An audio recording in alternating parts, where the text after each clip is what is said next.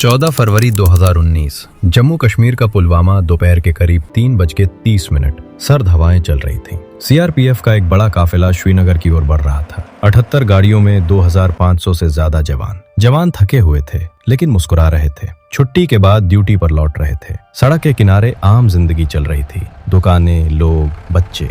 अचानक एक सफेद स्कॉर्पियो तेज रफ्तार से काफिले के बीच घुसती है। ड्राइवर 20 साल का आदिल अहमद दार। उसकी गाड़ी में 300 किलो RDX भरा हुआ था। अगले ही पल एक भयानक धमाका। पूरी सड़क आग के गोले में बदल जाती है। बसें उड़ जाती हैं, शव बिखर जाते हैं, चीखें, धुआं, खून। 40 जांबाज CRPF जवान शहीद हो जाते हैं, कई घायल। पूरा हिंदुस्तान सन्न रह जाता है। टीवी स्क्रीन पर एक ही खबर, पुलवामा अटैक। पाकिस्तान में बैठा जैश ए मोहम्मद का सरगना मसूद अजहर और उसके गुर्गे खुशी मना रहे थे। उन्हें लगता था कि भारत फिर सिर्फ बयान देगा, मीटिंग करेगा और चुप हो जाएगा। लेकिन इस बार भारत ने कुछ और सोच रखा था। पुलवामा अटैक के तुरंत बाद पूरा देश गुस्से में था। सोशल मीडिया पर #पुलवामा रिवेंज ट्रेंड करने लगा। लोग सड़कों पर उतरे। शहीदों के घरों में मातम था। प्रधानमंत्री नरेंद्र मोदी ने टीवी पर आकर कहा, हमारे सुरक्षा बलों को खुली छूट दी गई है, वो तय करेंगे कब, कहां और कैसे जवाब देना है। लेकिन पीछे से प्लानिंग शुरू हो चुकी थी।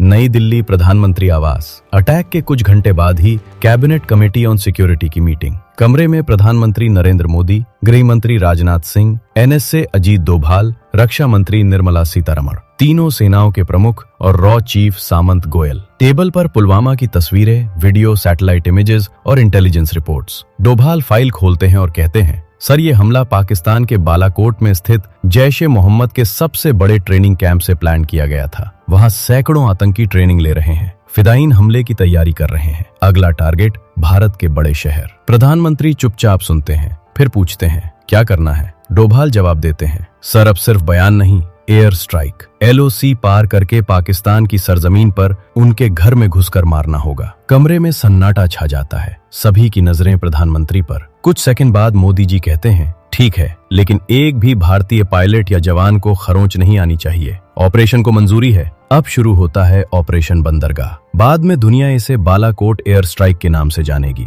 भारतीय वायुसेना के 12 मिराज 2000 फाइटर जेट चुने जाते हैं। हर जेट में इजराइल के स्पाइस 2000 गाइडेड बम लोड किए जाते हैं। ये बम इतने स्मार्ट हैं कि बिल्डिंग की छत को छेद कर अंदर घुसते हैं और तबाही मचाते हैं। पायलट्स को स्पेशल ब्रीफिंग लीड करने वाले थे कुछ सबसे बहादुर पायलट्स। प्लान था रात के अंधेरे में उड़ान, पाकिस्तानी रडार को चकमा देना, LOC पार करना, ठीक सुबह 3:30 पर बालाकोट पर बम गिराना और सुरक्षित लौटना। बालाकोट LOC से 80 किलोमीटर अंदर था, यानी पाकिस्तान की मुख्य सरजमीन पर। अगर पाकिस्तान को पहले पता चल जाता तो पूरी एयर वॉर छिड़ जाती। रात भर तैयारी। पायलट्स अपने परिवार से बात करते हैं लेकिन कुछ नहीं बताते। सुबह 26 फरवरी 2019 ठीक 3:30 भारतीय मिराज जेट्स LOC पार करते हैं। पाकिस्तानी रडार सो रहे थे। जेट्स ऊंचाई पर उड़ते हैं, फिर अचानक नीचे आते हैं। स्पाइस बम रिलीज, एक के बाद एक जोरदार धमाके। जैश का पूरा ट्रेनिंग कैंप तबाह।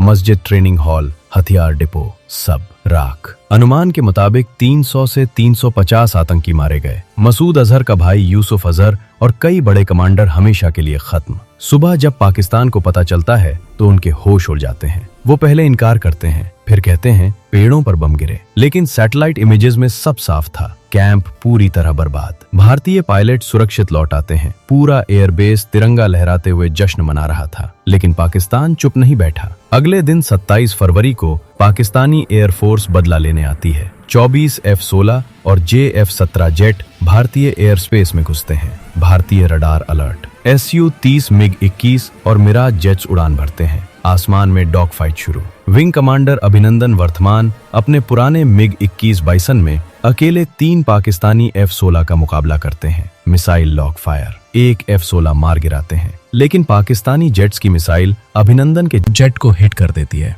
अभिनंदन इजेक्ट करते हैं पैराशूट से। पाकिस्तान की सरजमीन पर उतरते हैं। वहां की भीड़ उन्हें घेर लेती है। मारपीट शुरू, लेकिन अभिनंदन का हौसला नहीं टूटता। वो चाय पीने का इशारा करते हैं और कहते हैं, I am not suppose to tell you this.